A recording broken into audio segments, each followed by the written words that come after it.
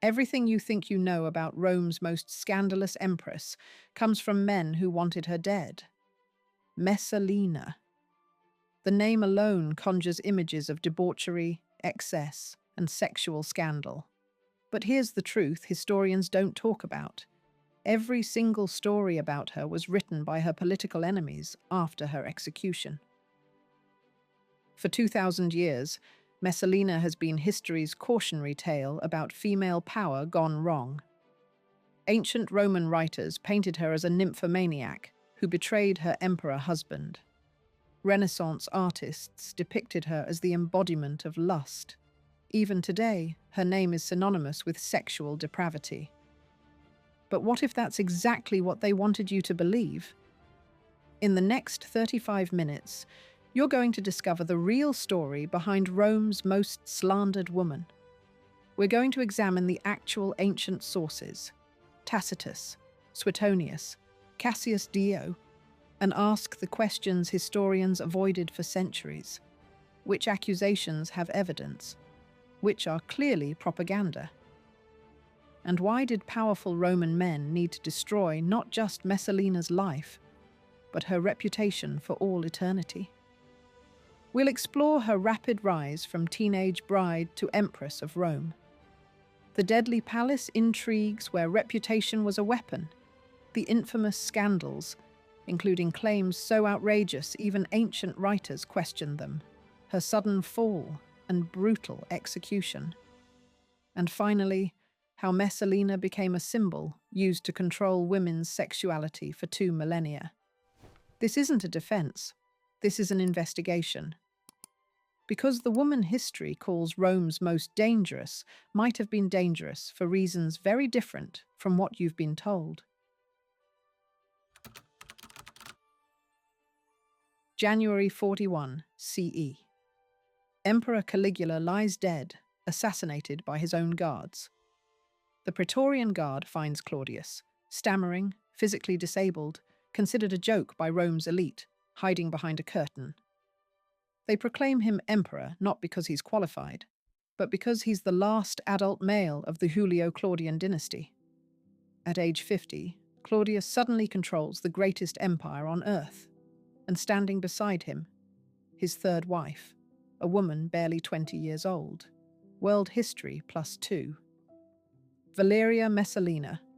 Born around 20 to 25 CE, Messalina came from one of Rome's most distinguished patrician families, the Valerii Messae. Through both her father and mother, she descended from Emperor Augustus himself. Her marriage to Claudius happened around 38 CE, probably arranged by Emperor Caligula for political reasons. She was approximately 14 to 15 years old. Claudius was over 50. This age gap wasn't unusual for Roman aristocratic marriages, but it set the stage for everything that followed. By the time Claudius unexpectedly became emperor, Messalina had already given him 2 children, Claudia Octavia, born in 39 or 40 CE, and Britannicus, born just weeks after Claudius took power in 41 CE. Here's what you need to understand about being an empress in ancient Rome. You had no official power, but enormous unofficial influence. Roman law didn't recognize women as political actors. Messalina couldn't hold office, command armies, or address the Senate. But she had something more valuable: direct access to the emperor's ear. In a system where the emperor controlled all legal and magisterial functions, that access was worth more than any title. Penelope, Uchicago +1. And that made her dangerous. Not to Rome, to the men around Claudius who wanted that access for themselves. The imperial court was thick with intrigue. Messalina shared her position with the most powerful imperial freedmen, Narcissus, Pallas, and Callistus, former slaves who now effectively ran the empire. All of them had wealth, influence, and one shared vulnerability: they needed the emperor's favor to survive. The question that will haunt this entire story: when those freedmen wrote or influenced the histories about Messalina, Were they documenting her crimes or justifying her murder? Ancient sources agree on one thing. Messalina wielded significant power at Claudius's court. Tacitus describes how she participated in political maneuverings, influenced appointments, and eliminated rivals.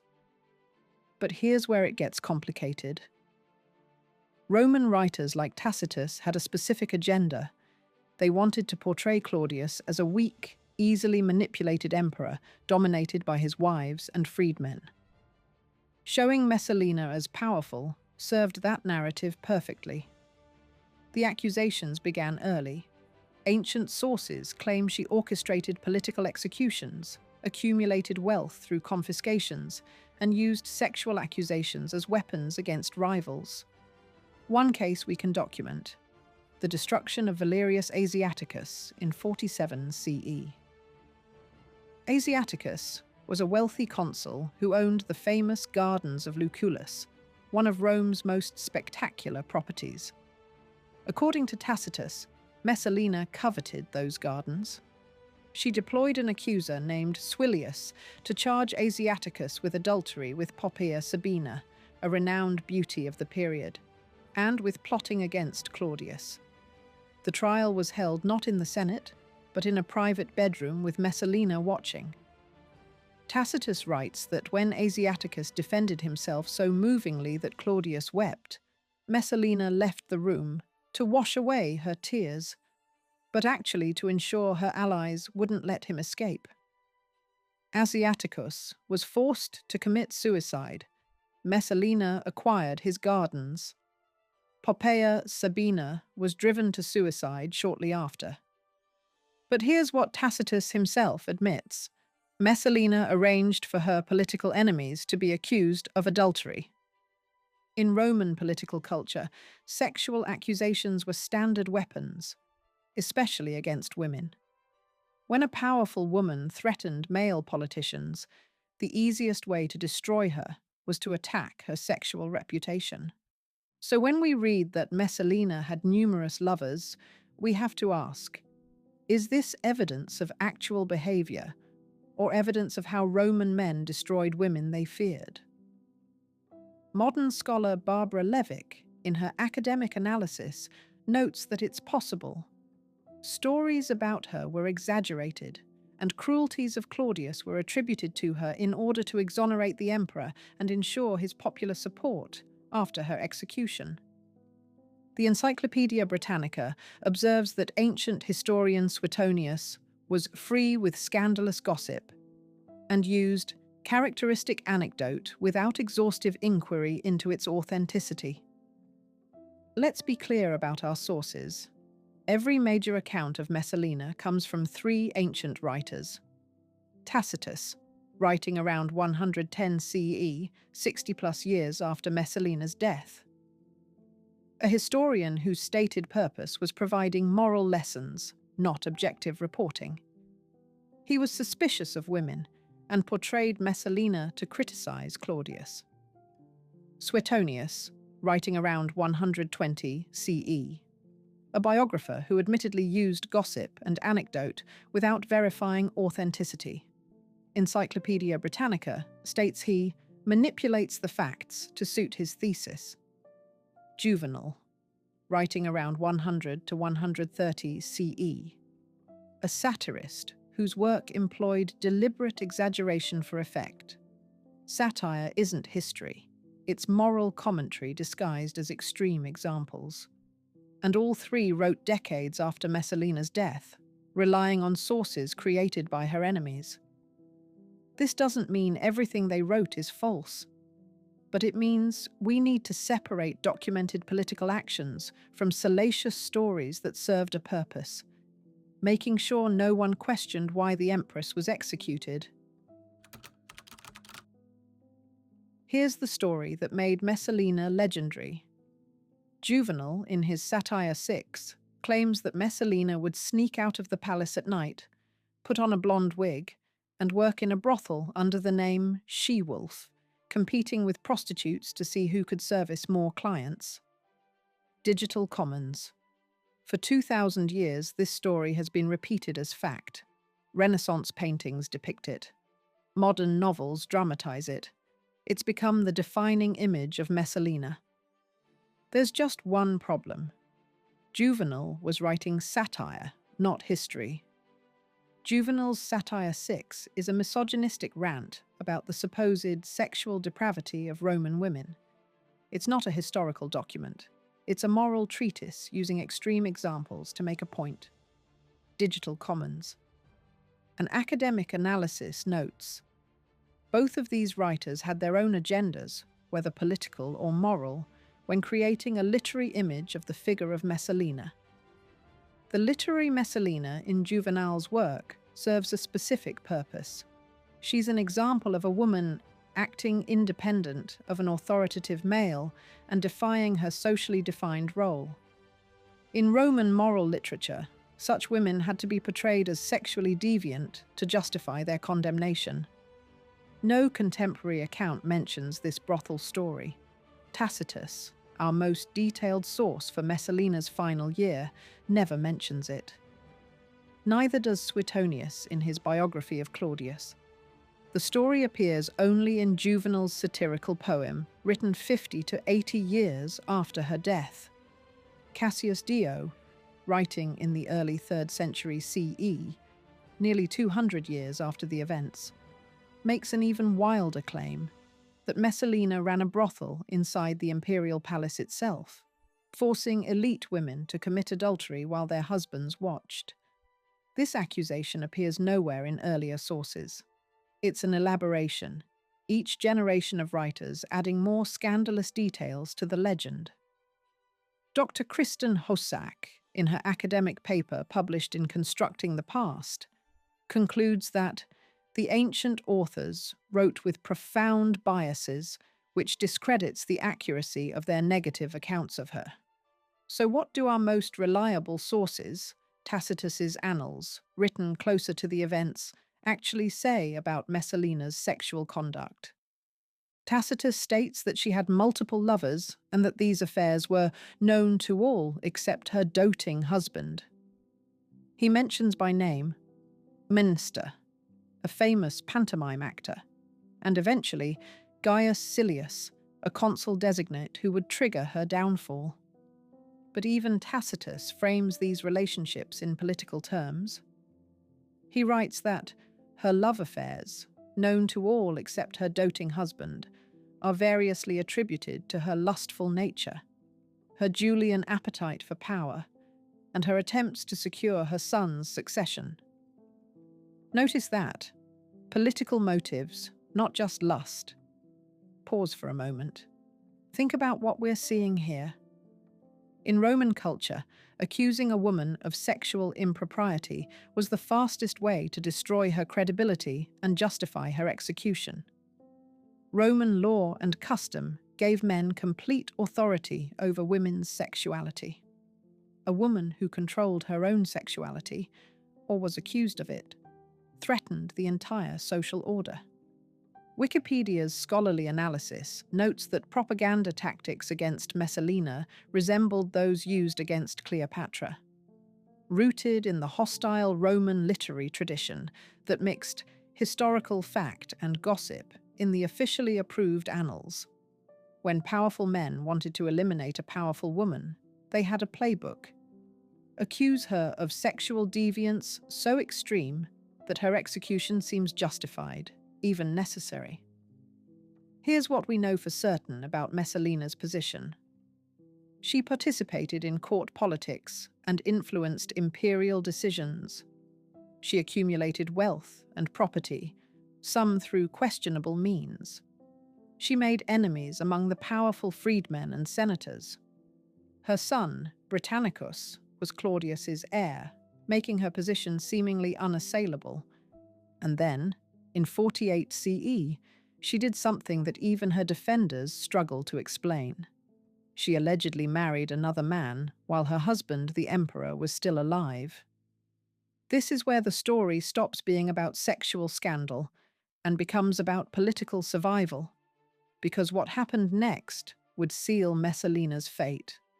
and create the legend that haunts her name to this day. Tacitus introduces Gaius Silius as the most handsome of Roman youths. He was consul designate, scheduled to become one of Rome's two highest magistrates in 49 CE. Son of the general who crushed a Gallic rebellion, Silius was from an important family with military prestige.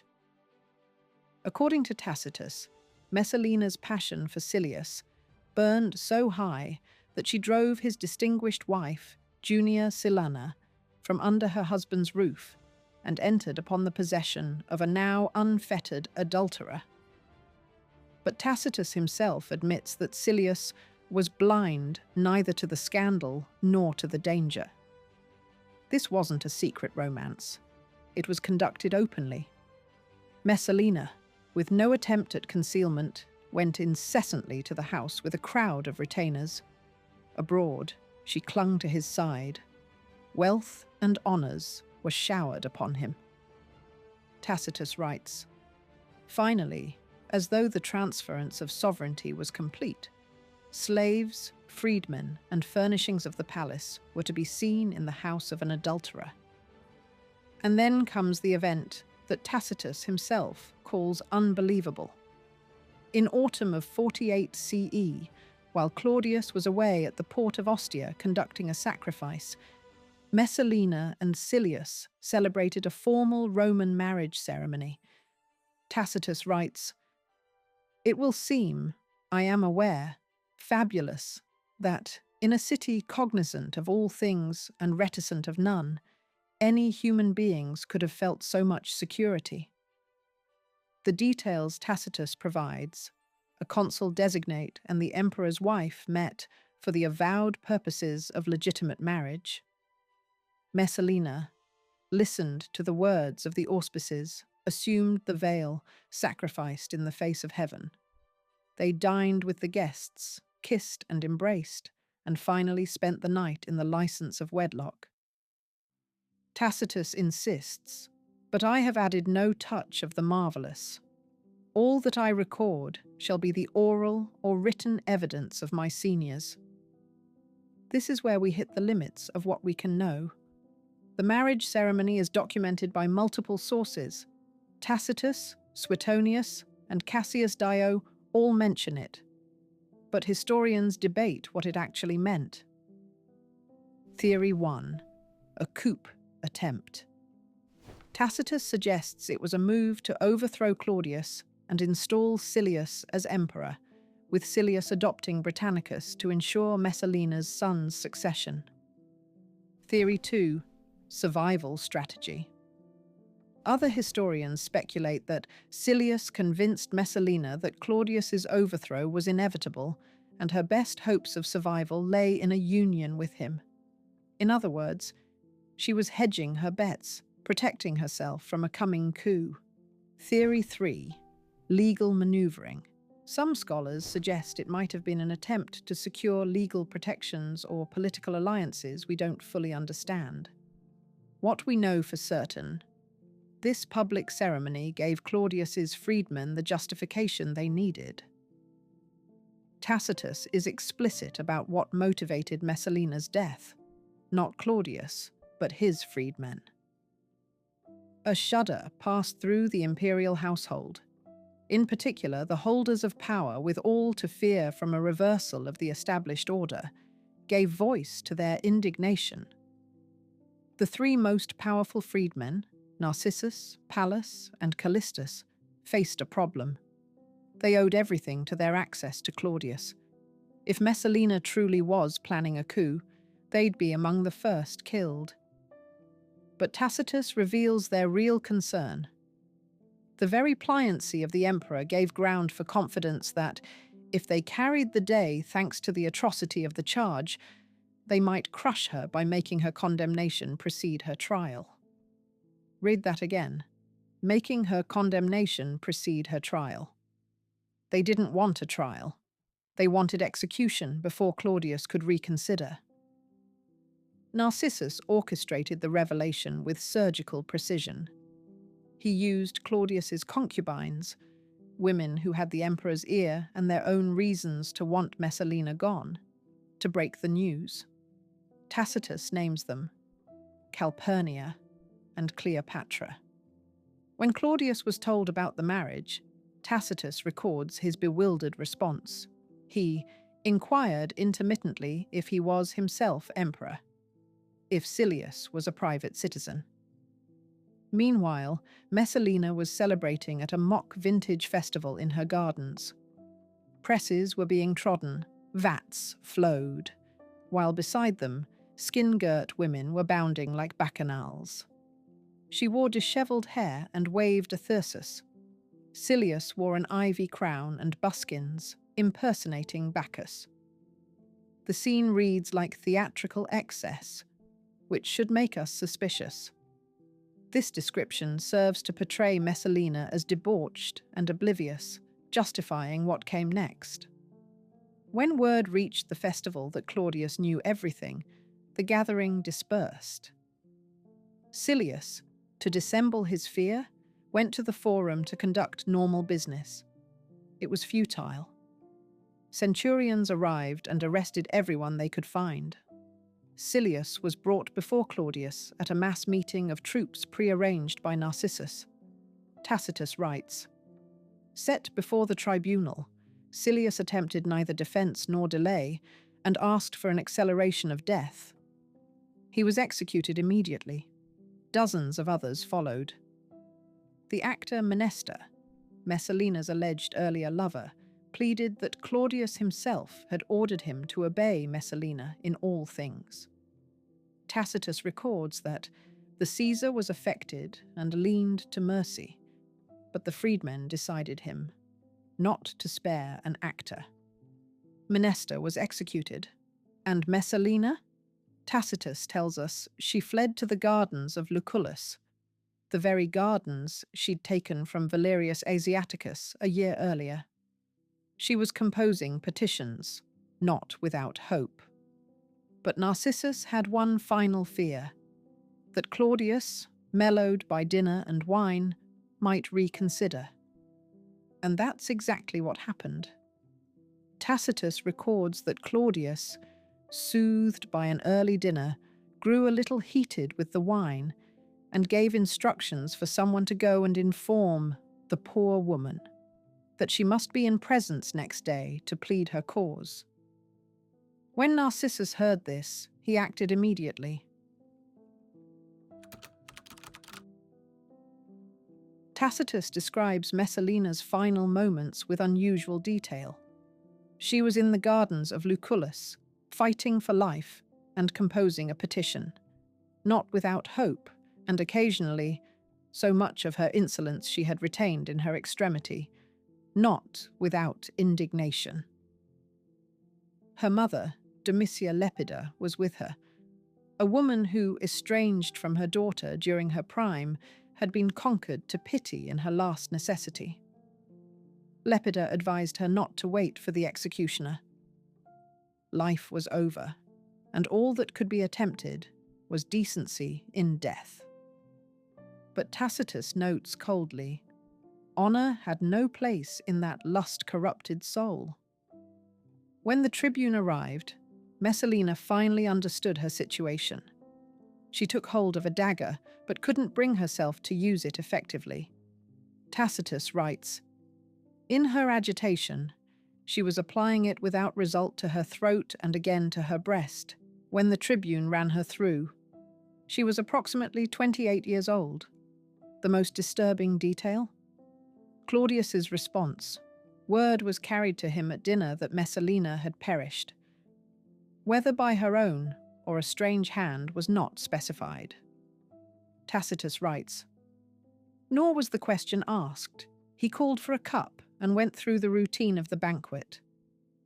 In the days that followed, Claudius betrayed no symptoms of hatred or of joy, of anger or of sadness, or in fine, of any human emotion. He showed no reaction when he saw his wife's accusers rejoicing, none when he saw his children mourning. Suetonius adds a chilling detail. A few days after Messalina's execution, Claudius asked at dinner why the mistress had not come. He had apparently forgotten she was dead. The Senate moved quickly to institutionalize her disgrace. They decreed that the name and statues of the empress should be removed from all places, public or private. This was damnatio memoriae, condemnation of memory. Messalina's name was chiseled off inscriptions, her statues were torn down, official documents were revised to erase her existence. Narcissus, who orchestrated her death, received the decorations of the quaestorship. A mere trifle, Tacitus notes with contempt, to the pride of one who rose in the height of his power above Pallas and Callistus. The freedmen had won. The empress who threatened their power was dead, erased from history, and, most importantly, completely discredited, so no one would question their actions. But erasing Messalina physically wasn't enough. Her reputation had to be destroyed so thoroughly that later generations would see her execution as justified, even necessary. And this is where the stories we discussed earlier come from. The tales of her sexual exploits, the lurid details, the extreme depravity. These stories circulated after her death, when she couldn't defend herself.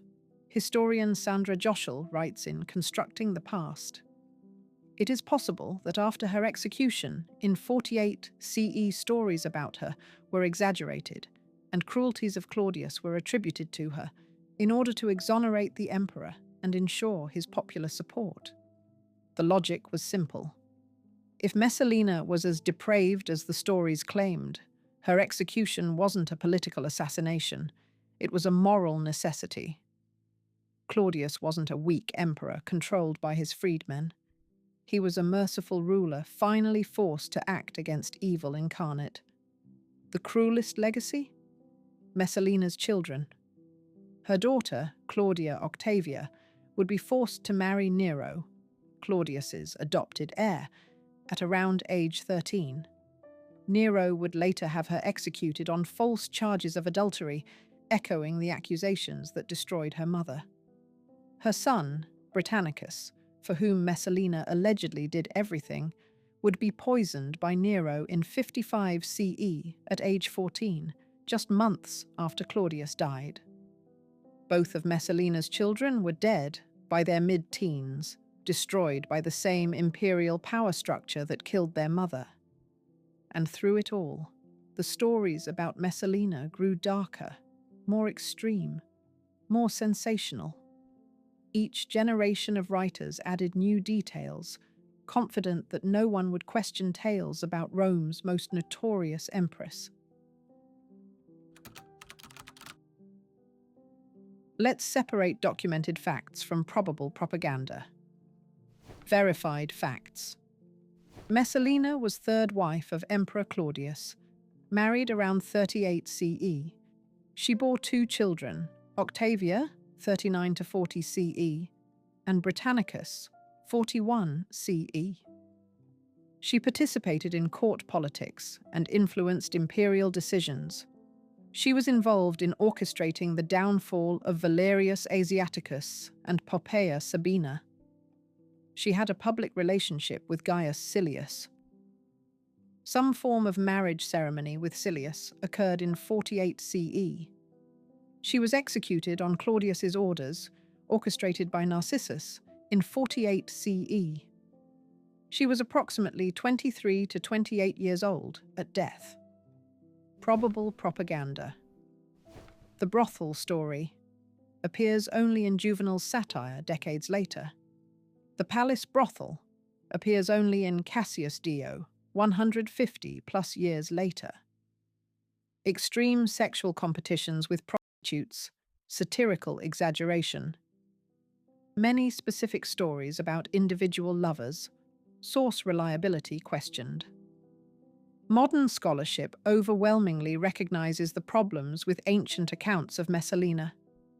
Tacitus was suspicious of women, according to Wikipedia's analysis of ancient sources. His portrayal of Messalina served to criticize Claudius as weak and manipulated. Suetonius manipulates the facts to suit his thesis, according to Encyclopaedia Britannica's assessment. His biographical approach prioritized scandalous anecdotes over verified events. Wikipedia +1. Juvenal was writing satire, moral condemnation using extreme examples, not historical documentation. Cassius Dio wrote 150 to 200 years after the events and was explicitly suspicious of women in all his work. Strip away the sexual scandal, and what remains is a familiar story: political power struggle ending in execution. Messalina occupied a powerful but vulnerable position. She influenced an emperor whom the Roman elite considered weak. She made enemies among the imperial freedmen who ran the empire's administration. Her son was heir to the throne, making her both essential and threatening. When she became inconvenient, whether through a genuine coup attempt, a perceived threat, or simple political calculus, she was eliminated. The sexual accusations served to justify that elimination and ensure no one questioned it. The Roman historian Tacitus even reveals the strategy explicitly. The freedmen wanted to crush her by making her condemnation precede her trial. Execute first, justify later. The propaganda worked brilliantly. For 2 millennia, Messalina has been Western culture's archetype of female sexual depravity. Medieval moralists used her as a warning against women's lust. Renaissance painters depicted her in brothels. Enlightenment writers referenced her as proof of women's inherent corruption. Victorian novelists made her the ultimate fallen woman. Even today, Messalina is synonymous with nymphomania in multiple European languages. The woman herself has disappeared beneath centuries of accumulated legend. Few people know she was barely in her 20s when she died. Fewer still question whether the stories about her are true. Messalina isn't unique. She's part of a pattern of how powerful women were portrayed in ancient Rome.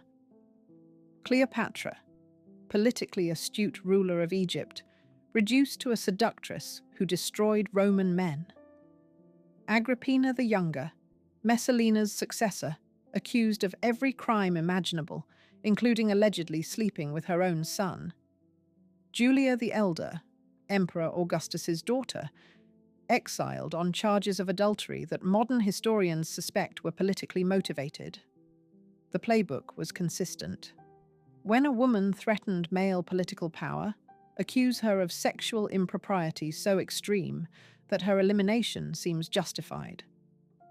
Wikipedia's scholarly analysis notes that tactics against Messalina resembled those against Cleopatra.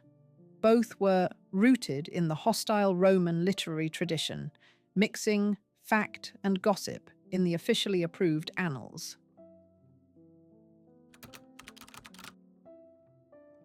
After examining all the evidence, here's what we can reasonably conclude. Messalina was a young woman, married as a teenager, empress by her early 20s, navigating one of the most dangerous environments in human history, the Roman imperial court. She exercised the limited power available to her through influence over Claudius and strategic political alliances. She protected her children's interests in a system where imperial heirs were routinely murdered. She made enemies among the powerful freedmen who ran Rome's administration. Whether through a genuine coup attempt or simply through accumulated hostility, those enemies orchestrated her execution. And then they destroyed her reputation so completely that for 2,000 years, no one questioned whether she deserved it. The title of this video calls Messalina Rome's most dangerous woman. But dangerous to whom? Not to Rome.